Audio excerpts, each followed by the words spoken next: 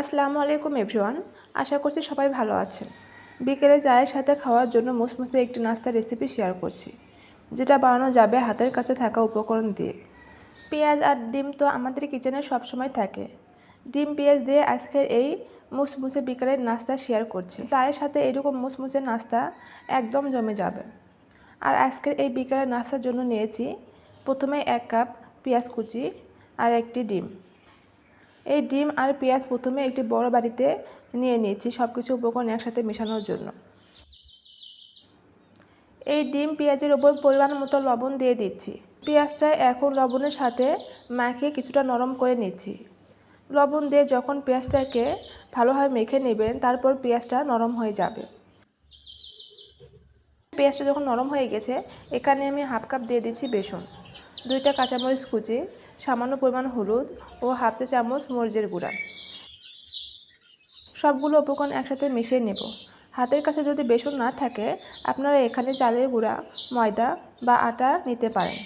যেটা হাতের কাছে থাকবে সেটা মেশালেই হবে। এখন মেশানো হয়ে গেছে।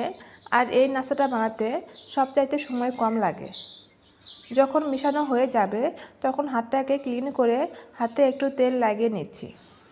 এখানে থেকে ছোট ছোট করে পাকোড়ার মতো বানিয়ে নেব। আপনাদের যেভাবে পছন্দ ওইভাবে বানিয়ে নিতে পারেন, আরও ছোট ছোট করেও বানিয়ে নিতে পারেন। তো আমি কিছুটা লম্বা করে বানিয়ে নিচ্ছি। আর মিডিয়াম আঁচে তেল গরম করে নিয়েছিলাম। গরম তেলের উপরে সবগুলো পাকোড়া এভাবে দিয়ে দিচ্ছি।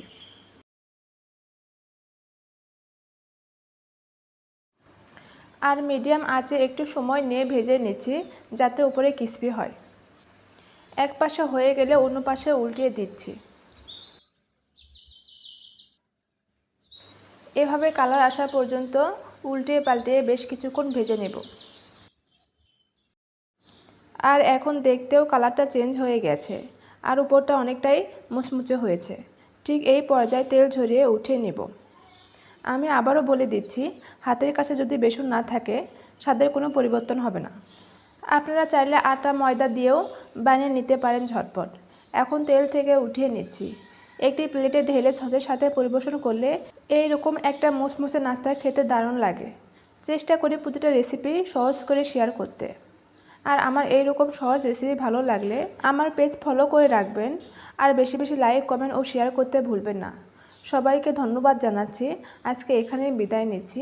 আল্লাহ হাফেজ।